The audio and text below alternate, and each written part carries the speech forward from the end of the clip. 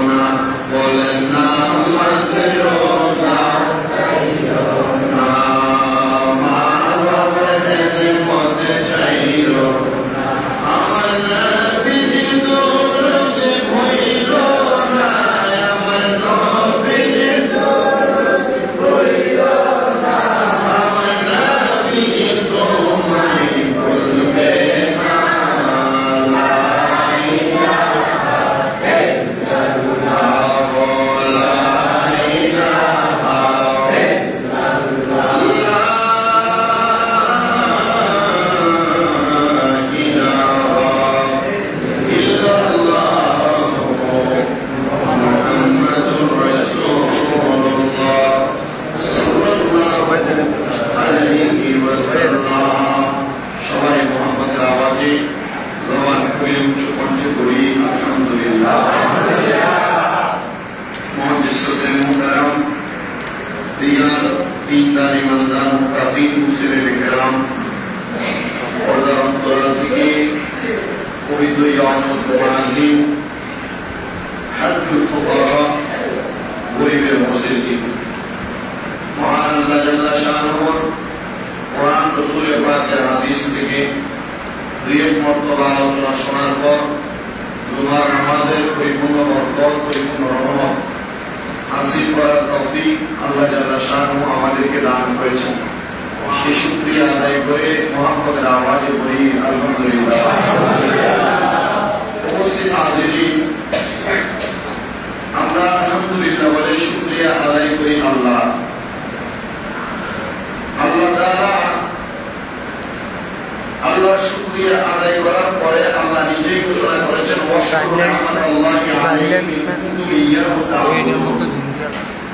আল্লাহ বলেছেন, বান্দা তোমরা আমি আল্লাহর নিয়ামতের শুকরিয়া আদায় করো যদি তোমরা আমি আল্লাহর ইবাদত করো। প্রশ্ন হলো, আল্লাহর নিয়ামতের শুকরিয়া আদায় করার জন্য বলছেন আল্লাহ, আবার বলছেন যদি আমরা আল্লাহর ইবাদত করি, যারা ইবাদত করে তারাই নিয়ামতের শুকরিয়া আদায় করবে, ঠিক না? দেখেন, সারা বাংলাদেশে গত এক সপ্তাহে বহু জায়গায় সলাতুল ইস্তেসকার নামাজ আদায় করা হয়েছে না? কেন? সারা বাংলাদেশে বৃষ্টি নাই, খরা হয়ে গেছে, মানুষ গরম তীব্র তাপদাহে খুব কষ্ট পাচ্ছে, এজন্য বৃষ্টির জন্য নামাজ আদায় করা হচ্ছে। বৃষ্টির জন্য নামাজ আদায় করা হচ্ছে, যে সময় তারা নামাজ আদায় করেছেন বড় বড় ওলামায়ে কেরাম, তাদের ব্যাপারে কলম ধরা আঙ্গুল ধরা আমাদের ক্ষমতা নাই। এমন টাইমে তারা নামাজ আদায় করেছে যে সময় আবহাওয়ার অধিদপ্তর বলছেন যে আগামী 3 দিন পর্যন্ত তীব্র তাপদাহ থাকবে, বৃষ্টি হওয়ার কোন সম্ভাবনা নাই। বর্তমানে ওলামায়ে কেরাম নামাজও পড়ছেন, মুনাজাতও করছেন, কান্নাও করছেন, কিন্তু বৃষ্টি এসে হয় নাই। আর পূর্বে যারা আল্লাহর খাস বান্দা ছিল, পূর্বে অনেক আগে যারা আল্লাহর খাস বান্দা, প্রিয় বান্দা ছিল, এবং হাজার হাজার নজির আছে নামাজের সালাম ফিরানোর আগে বৃষ্টি আসছে, নামাজের সালাম ফিরানোর আগে, অথবা মুনাজাত করছেন, মুনাজাত শেষ হওয়ার আগে কান্না করছেন যে তখনই বৃষ্টি চলে আসছে। এখন দোয়া করা হয়, মুনাজাত করা হয়, নামাজ পড়া হয়, কিন্তু বৃষ্টি আসে। কারণ কি? কারণ হলো আমাদের পূর্বে যিনারা ছিল ওনারা ছিল শরীফ, ওনারা কি ছিল? একবার শরীফ। আর এখন আমরা যারা আমাদের দেহ তৈরি করতেছি, হয় আমরা নিজে হারাম খাই, আর নচেত আমরা নিজে যে কোনো মাধ্যমে আমাদের ভিতরে হারাম ঢুকে যাচ্ছে। তখন মনে করেন আপনি হারাম কোনো কিছু খানই না, কেউ আপনাকে দেয়, তখন সে হারাম ফুল আপনি জানার পর তারপরেও খান না, কিন্তু আপনি হঠাৎ কোন জায়গায় কোনো খাবার আহরণ করে ফেললেন, আপনি জানান না যে ব্যক্তির খাবার আহরণ করছেন এই ব্যক্তি নিজে একজন হারাম। এটা হারাম খাবার আপনার ভিতরে ঢোকার কারণে আপনার ইবাদতের তাকওয়া নষ্ট হয়ে যেতেছে, ইবাদতের ইখলাস, ইবাদতের যে মগ্নতা, ইবাদতের যে খুশুসিয়ত, ইবাদত কবুল হওয়ার যে খাস আকাঙ্ক্ষা, এটা নষ্ট হয়ে যাচ্ছে। কারণ কি? কারণ হচ্ছে আমাদের এই ইবাদত কবুল হওয়ার যে পূর্ব শর্ত হালাল খাবার খাওয়া, এটা আমাদের ভিতরে নেই। আর পূর্বে যিনারা দোয়া করতেন, ওনারা দোয়া করতেন যে তার পূর্বে ওনারা ওনাদেরকে ঠিক তেমন ভাবে তৈরি করে নিতেন। কেমন? যে ওনারা আমরা যেমন খানার পাগল, ওনারা এই খাবারটা পাগল ছিলেন না, ওনারা এই খাবারটা পাগল ছিলেন না। বেশিরভাগ সময় রোজা রেখে কাটাইতেন, বেশিরভাগ সময় রোজা রেখে কাটাইতেন। আর এত খাবার আহরণ করতেন না রোজা রাখার পরে ইফতারের সময়, যা খাবার আহরণ করার পরে ওনার পেট একবারে টইটুম্বর হয়ে যাবে। এই জন্য আমাদের উচিত আমাদের দোয়া যেন কবুল হয়, আমাদেরকে এমন ভাবে তৈরি করে নেওয়া। দোয়া যেন কবুল হয়, আমাদেরকে এমন ভাবে তৈরি করে নেওয়া। এই জন্য গুনার কাজ ত্যাগ করা, হারাম খাওয়া ত্যাগ করা, পরে সম্পদ লুট করা ত্যাগ করা এবং অন্যায় অবিচার ত্যাগ করা, এগুলা ত্যাগ করতে পারিনা সব একদিকে রেখে যখন আপনি আল্লাহ তাআলার নিয়ামতের শুকরিয়া আদায় করবেন, তখন আল্লাহ তাআলা আপনাকে বরকত বাড়ায় দিবেন, রিজিক বাড়ায় দিবেন, ইনকাম বরকত দিবেন, বৃষ্টি দেবেন, বৃষ্টি দিবেন। এই বৃষ্টি কেন বন্ধ হয়েছে? আপনার প্রশ্ন করে আপনি কি উত্তর দিবেন? হাদিস শরীফের মধ্যে দেখলাম সরাসরি বৃষ্টি বন্ধ করে দেয় আল্লাহ তখন। আমি যখন যাকাতের আলোচনা করছিলাম না রমজানের তৃতীয় জুমায়, আল্লাহ বৃষ্টি তখন বন্ধ করে দেয় যখন এলাকার মানুষগুলা নির্দিষ্ট পরিমাণ সম্পদের মালিক হওয়ার পর তারা যাকাত আদায় করে না। সম্পদের মালিক হওয়ার পর কি আদায় করে না? যাকাত আদায় করে না। পূজা মিল দেয়, ওই যে 10টা রুগী 20টা রুগী 2টা কাপড় দিয়া মানুষের বুঝ দিয়ে যাকাত শেষ। জি না, এই নির্দিষ্ট পরিমাণ সম্পদের মালিক হওয়ার পর হিসাব করে যাকাত না দেওয়ার কারণে আল্লাহ তাআলা এলাকার মধ্যে পুত্রের মধ্যে বৃষ্টি বন্ধ করে দেয়। আমাদের কুমিল্লা বৃষ্টি নেই, সিলেট বৃষ্টি, ঠিক আছে না? বাংলাদেশে বৃষ্টি নাই, দুবাইয়ে বৃষ্টি। কারণ কি? দুবাই তো বৃষ্টির দেশ না, বৃষ্টির দেশ ওটা মরুভূমি, ওইখানে তো বৃষ্টি দিয়ে আমরা এত অবিচার করলেন কেন? আমাদেরটা শেষ করতে হবে পারলাম, আমরা শেষ করছি দিক দিয়ে, আমাদেরকে বোঝাইছে এত কষ্ট দিয়ে। তো বুঝলে আমরা না বুঝি, তাহলে আমাদের জন্য রয়েছে যন্ত্রণাদায়ক শাস্তি, যার নাম আযাবুন শাদীদ। যার নাম আযাবুন শাদীদ। আল্লাহ তাআলা এই যে গতকালকে বৃষ্টি হয় নাই, আল্লাহ তাআলা এই বৃষ্টি দিতেন না। হাদিস শরীফে এভাবেও বলছেন নবীজি, যে বলছেন আল্লাহ তাআলা তোমাদেরকে বৃষ্টি বন্ধ করে দিয়ে তোমাদেরকে মেরে ফেলতেন যদি আল্লাহ তাআলা আরো কিছু মাখলুকাত পশু পাখিগুলো না থাকতো। আল্লাহ তাআলা বৃষ্টি পশু পাখিকে মায়া করে দিতেন, পশু পাখিকে মায়া করে আল্লাহ তাআলা বৃষ্টি দিতেন। আল্লাহ তাআলা আমাদেরকে বৃষ্টি দিতেন না। এই জন্য খুব সাবধান। আমি আমার নিজের কথা বলি, আপনারা সবাই বা আমার প্রত্যেকটা মুসলিম ভালো, পুরো এলাকার মানুষ ভালো, সবচাইতে নিকৃষ্ট আমি। তা আমাকে তো ঠিক হইতে হবে। আমি যদি ঠিক না হই তাহলে আমার তো কবুল করবে না। এজন্য এতদিন যে বৃষ্টি হয়, আমি একদিনও বলছি আল্লাহ বৃষ্টি দাও, কেন বলি না? আমার তো কবুল করবে কিনা সন্দেহ আছে আমার কাছে। আল্লাহ তোমার কোন খাস বান্দা যদি তুমি পছন্দ করে থাকো, আল্লাহ তাও ছেড়ে দিও, তোমার যদি মনে চায়। আল্লাহ তাআলার কাছে শুনে এটুকু করুন। আসেন যে কথায় ছিলাম, ওয়াশকুরু নি'মাতাল্লাহি আলাইহি কুনতুম ইয়াহু তা'বুদুন, যে আল্লাহ তাআলার নিয়ামতের শুকরিয়া আদায় করা যদি আমরা আল্লাহর ইবাদত করি। আপনারা বলেন আমরা ইবাদত করি কার? আল্লাহ। আর বলতে বলেন ইবাদত করি কার? আল্লাহ। আমরা যে আল্লাহর ইবাদত করি, এই ইবাদতের পাশাপাশি আমরা নিয়ামতের প্রশংসা কিভাবে করব? আপনি বলেন, এই যে গাছপালা আমাদেরকে অক্সিজেন দেয়, বাতাস দেয়, এটা কার নিয়ামত? আল্লাহ। এই যে আমরা এত সুন্দর সুন্দর খাবার খাই, এটা কার নিয়ামত? আল্লাহ। এত সুন্দর পাহাড়, এত সুন্দর নদী, সমুদ্র, অপর, এগুলা কার নিয়ামত? আল্লাহ। সমস্ত সৃষ্টি জগতের নামকান থেকে টাকা সুরা, মানে একবার শেষ পৃথিবীর উপরের অংশ থেকে টাকা সুরা নিচের অংশ পর্যন্ত যা কিছু আছে সব কার নিয়ামত? আল্লাহ তাআলা এই সকল নিয়ামতের মাঝখানে সবচাইতে বড় একটা নিয়ামত দিয়েছেন, সবচাইতে বড় একটা নিয়ামত দিয়েছেন। ওই নিয়ামত কি? আল্লাহ তাআলা নিজেই নবীজির মাধ্যমে বলছেন, ওই নিয়ামত হচ্ছে নিয়ামতুল কুবরা মুহাম্মাদুর রাসূলুল্লাহ সাল্লাল্লাহু আলাইহি ওয়াসাল্লাম। জোরে বলেন সুবহানাল্লাহ। আচ্ছা, নবীজি আমাদের জন্য নিয়ামতের কুবরা, সবচাইতে বড় নিয়ামত, শ্রেষ্ঠ নিয়ামত, ঠিক আছে না? আল্লাহ বলছেন নিয়ামতের শুকরিয়া আদায় করার জন্য। আপনি আল্লাহর শুকরিয়া কিভাবে আদায় করেন? আলহামদুলিল্লাহ বলেন না? তাহলে নবীজি সবচাইতে বড় নিয়ামত, ওই নিয়ামতের শুকরিয়া কিভাবে আদায় করবেন? আসেন, মুহাদ্দিস আলেমে দ্বীন তারা বলছেন, ওই নিয়ামতের শুকরিয়া তোমরা এভাবে আদায় করবা যে কিভাবে? লিআন্না নাবিয়্যানা সাল্লাল্লাহু আলাইহি ওয়াসাল্লাম ওয়াসিলাতুন আযীমাতুন লিকুল্লি নি'মাতিন ওয়া রাহমাতিন লাতী উসিলাত লিল খালক ফিস সালাতি ওয়াস সালাম ফাদিলাতুল আদিদা। হাদিস শরীফ এবং বড় বড় মুহাদ্দিস আলেমগণ বলছে যে কেননা নবী করিম সাল্লাল্লাহু আলাইহি সাল্লাম হচ্ছে প্রত্যেক নিয়ামত, প্রত্যেক রহমত এবং প্রত্যেক সৃষ্টির বড় একটা মাধ্যম, বড় একটা নিয়ামত। সালাতু সালামের অনেক ফজিলত আছে।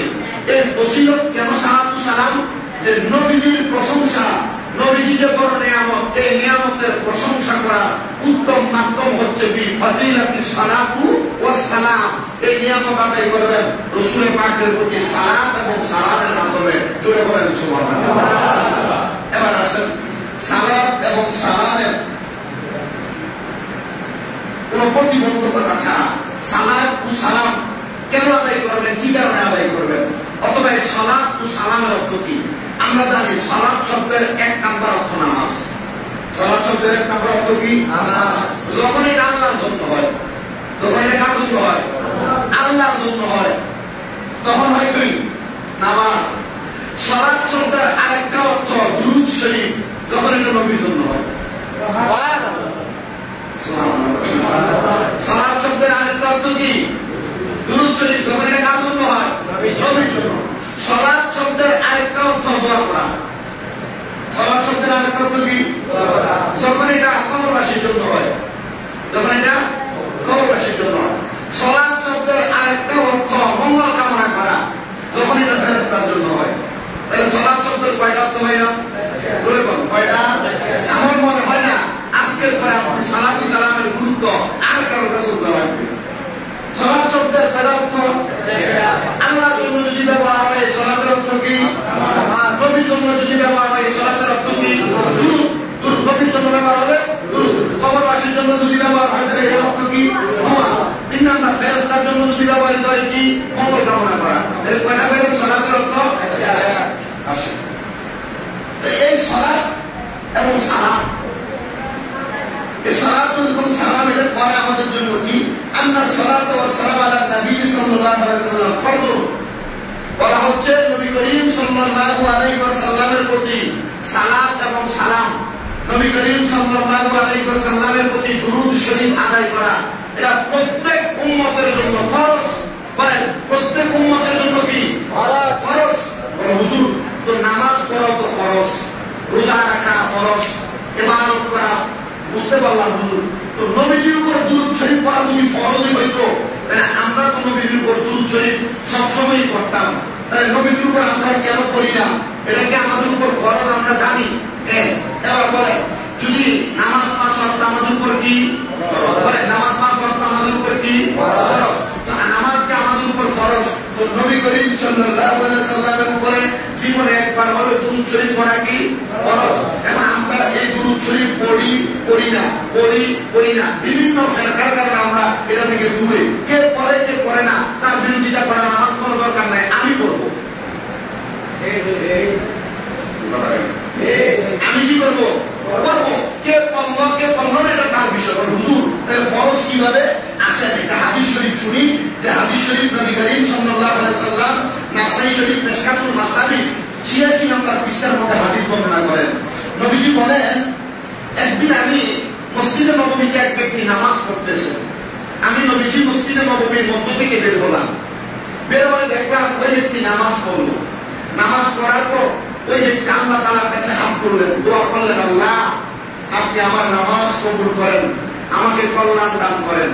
উনি এই দোয়া করে উনি উঠে গেলেন। দুইটা দোয়া করছেন, আল্লাহ আপনি আমার নামাজ কবুল করেন, আল্লাহ আপনি আমাকে কল্যাণ দান করেন। কয়টা দোয়া বললেন? নবীজি বললেন উনি এই দোয়া করে উনি উঠে চলে যাচ্ছেন। আল্লাহর হাবিব বললেন দাঁড়াও। নবী সাল্লাল্লাহু আলাইহি ওয়াসাল্লাম তাকে এই কথা বলে যখন দাঁড়ানোর কথা বললেন, আল্লাহর হাবিব তাকে উপদেশ দিচ্ছেন, শোনো তুমি যে নামাজ আদায় করলা তোমার নামাজ আলহামদুলিল্লাহ, তবে শোনো তুমি নামাজ আদায় করার পর আরেকটা কাজ সবসময় করবা। ইয়া রাসূলুল্লাহ কি? যে বিমা হুয়া আহলুহু ওয়াসাল্লি আলাইয়া সুম্মা দুরুহু। তুমি যখন নামাজ আদায় করবা, নামাজের পর দোয়া করবা, দোয়া করার পর যখন তুমি আল্লাহ তাআলার প্রশংসা করবা, তোমার নামাজ দোয়ার জন্য কবুল করার পর আল্লাহ তাআলার প্রশংসা করবা, তারপর তুমি ওয়াসাল্লি আলাইয়া সুম্মা দুরুহু, তার জন্য দুরূদ শরীফ, তার জন্য সল্লু দোয়া করবা, যিনি আল্লাহ তাআলার কাছে অধিক বেশি হকদার। আল্লাহ আপনার কাছে অধিক বেশি হকদারকে? উনি বলছেন মুহাম্মদ মুস্তাফা সাল্লাল্লাহু আলাইহি ওয়াসাল্লাম। হাদিসের যিনি বর্ণনাকারী মিশকাতুল মাসাবি, নাসাই শরীফের মধ্যে, আবু দাউদ শরীফের মধ্যে, তিরমিজি শরীফের মধ্যে একই হাদিস চারটা কিতাবের মধ্যে বর্ণনা হয়েছে। এই হাদিসের যিনি বিশারদ, এই হাদিসের বর্ণনাকারী হযরতে ফাতারা রাদিয়াল্লাহু তাআলা আনহু বলেন, অতঃপর আমি দেখলাম নবী যখন এই কথা বললেন তিনি আবার 2 রাকাত নামাজ পড়লেন। কে বললেন? যে ব্যক্তিকে নবীজি দেখছিলেন উনি নামাজ পড়তেছেন, দোয়া করছেন 2টা, আল্লাহ নামাজ কবুল করেন, আমার দোয়া কবুল করেন। তখন উনি নামাজ পড়লেন। হযরতে ফাতারা বলেন, উনি নামাজ পড়ার পর আমি দেখলাম তিনি বললেন, আল্লাহ আপনি আমার নামাজ কবুল করেন, আমার দোয়া কবুল করেন। আলহামদুলিল্লাহ ওয়া শুকরুলিল্লাহ ওয়াস সালাতু ওয়াস সালামু আলা রাসূলিল্লাহ। হযরত ফাতারা বলে, দ্বিতীয়বার 2 রাকাত নামাজ পড়ার পর আমি দেখলাম উনি নিজের জন্য দোয়া করলেন, আল্লাহর কাছে দোয়া প্রশংসা কামনা করলেন এবং নবী করিম সাল্লাল্লাহু আলাইহি ওয়াসাল্লামের প্রশংসা দুরূদ শরীফ আদায় করলেন। জোরে সোরে বলি সুবহানাল্লাহ। আল্লাহুম্মা সাল্লি আলা সাইয়্যিদিনা মুহাম্মাদিন নাবিয়ানা শাফিয়ানা মাওলানা মুহাম্মদ। আল্লাহুম্মা সাল্লি আলা সাইয়্যিদিনা মুহাম্মাদিন নাবিয়ানা শাফিয়ানা মাওলানা মুহাম্মদ। মুমিন গনে গো নবীর প্রেমে মজিয়া, আইরে তোমার দরুদ শোনেন নবীজি মুহাব্বতে কান্দিয়া। আল্লাহুম্মা সাল্লি আলা সাইয়্যিদিনা মুহাম্মাদিন নাবিয়ানা শাফিয়ানা মাওলানা মুহাম্মদ। আলহামদুলিল্লাহ। নামাজ পড়ার পরেও নবীজির উপর দুরূদ শরীফ পড়লে এই দোয়া কখন কবুল হয়? তাড়াতাড়ি কবুল হয়। বলেন কিভাবে কবুল হয়? তাড়াতাড়ি কবুল হয়। আসলে একটা হাদিস শরীফ শুনি। নবী করিম সাল্লাল্লাহু আলাইহি ওয়াসাল্লামের হাদিস, যেটা মিশকাতুল মাসাবির 87 নম্বর বিষয়, গতকালকে রাত করে পড়ছি। হাদিস শরীফটা হযরত ওমর রাদিয়াল্লাহু তাআলা বর্ণনা করেন, বলেন আন ওমর ইবনুল খাত্তাব রাদিয়াল্লাহু তাআলা আনহু قال ان الدعاء موقوف بين السماء والارض। যে যদি নিশ্চয় দোয়া কি আমরা করি না, নামাজ পড়ি না, সব রকমের দোয়া ইবাদত আছে, সব দোয়া উনি বলছেন নিশ্চয়ই দোয়া আসমান এবং জমিনের মাঝ বরাবর স্থগিত হয়ে থাকে, বন্ধ হয়ে থাকে। এ মনে করেন এটা হচ্ছে জমিন, আমাদের মসজিদে বসে আছে এটা ধরেন জমিন, আর যে উপরের অংশ আছে মানে যে ছাদ আছে এটা ধরেন আসমান। এটার মধ্যবর্তী জায়গায় এটা পুরাটার দূরত্ব হলো 12 ফিট। 12 ফিট বা 13 ফিট। 13 ফিটের মাঝ বরাবর 7.5 অথবা 6.5 ইঞ্চির মধ্যে 6.5 ফুটের মধ্যে আপনি ধরলেন। এই দোয়া আসমান এবং জমিনের মাঝ বরাবর স্থগিত হয়ে থাকে। ইয়া রাসূলুল্লাহ, আমরা এত কষ্ট করে দোয়া করি, নামাজ পড়ি, ইবাদত করি, এটা বন্ধ হয়ে থাকে কেন, আটকে থাকে কেন?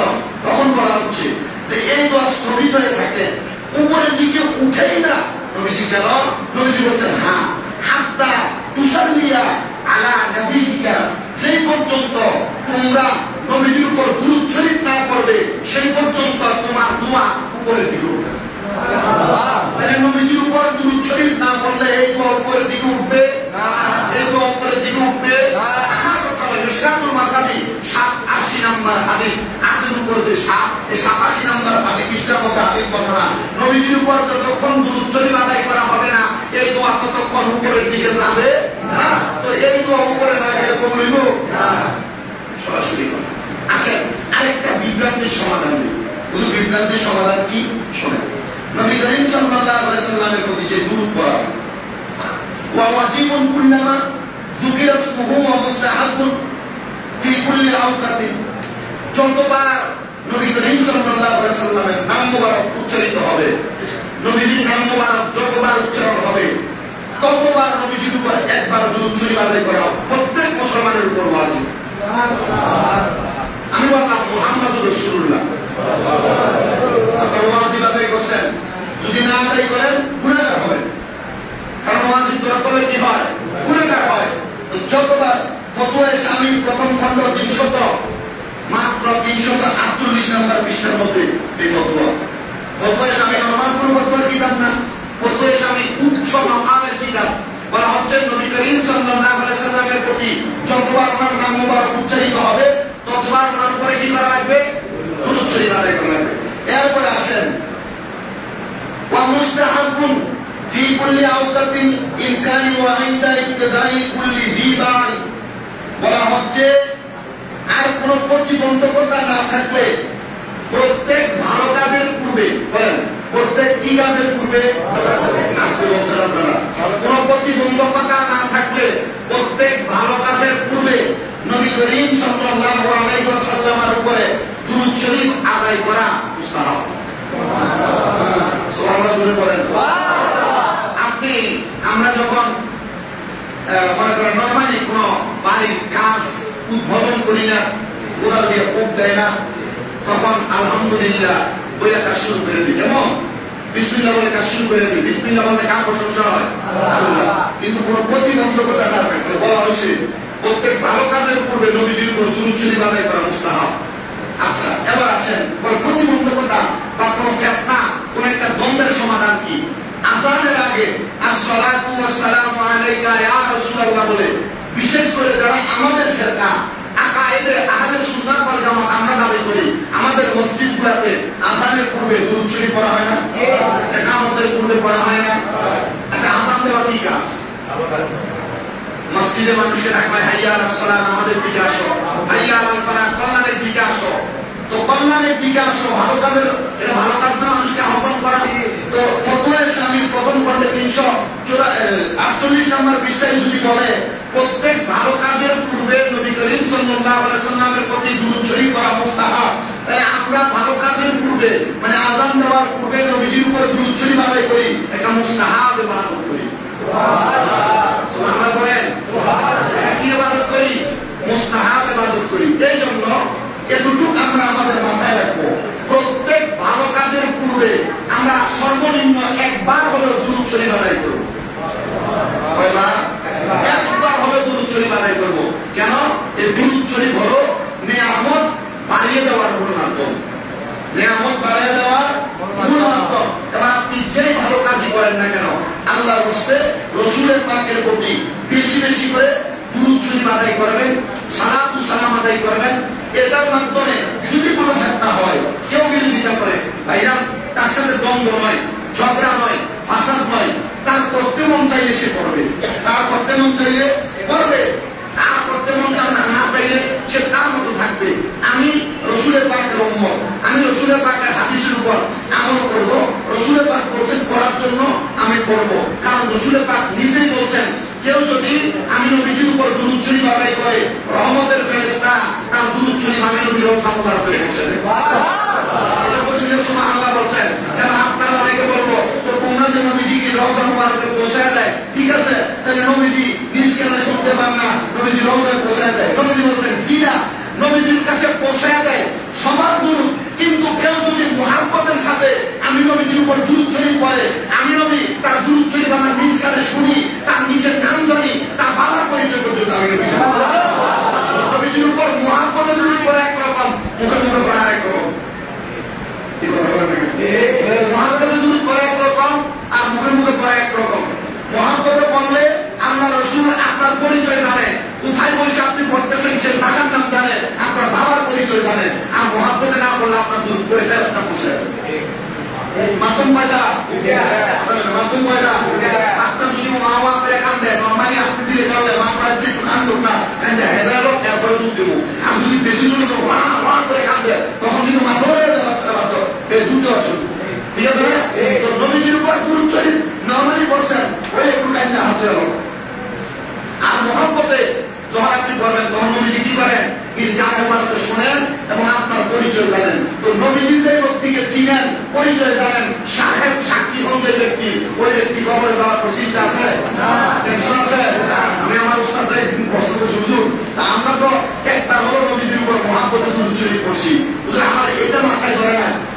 কেমনে আমরা জাহান্নাম দিব? বুঝুন শোনো, মহাব্বত যদি অন্তরে থাকে জাহান্নামের বহুত পরের কথা। জাহান্নামের চেহারাও আমরা দেখতে পাবো, জাহান্নামের চেহারাও আমরা দেখবো না। এর জন্য আমরা যারা আয়াতে আহলে সুন্নাত ওয়াল জামাত, আমাদের মূল একটা মাধ্যম হলো আমরা আল্লাহর হাবিবকে বেশি মহাব্বত করি, কিন্তু এই মহাব্বতটা আমরা প্রকাশ করি না কাজে। এই মহাব্বত আমরা কিভাবে প্রকাশ করি না? কাজে প্রকাশ করি না। আমি এমনিতে নবীর মহাব্বত করি, ভালোবাসি, সব কিছু করি, আমার নবীর সুন্নত নাই, সে করে একবার তারই কাছে বলা। আমি নবীকে মহাব্বত করি, আমার বাড়িতে বিভিন্ন কাজের ভিতরে সুন্নত বিরোধী কাজ, আমার নিজের চলার পথে সুন্নত বিরোধী কাজ, আল্লাহ তাআলা আমাদেরকে এমন সুন্নত বিরোধী কাজ থেকে হেফাজত করে আল্লাহর হাবিবের মহাব্বত আমাদের সিনাতে যেমন আমাদের কর্মে যেমন প্রকাশ করার তৌফিক দান করে দিলে বলেন আমিন। আলহামদুলিল্লাহি রাব্বিল আলামিন। মা আসসালামু আলাইকুম ওয়া রাহমাতুল্লাহ। যারা সুন্নত করেন নাই তারা সুন্নত করেন।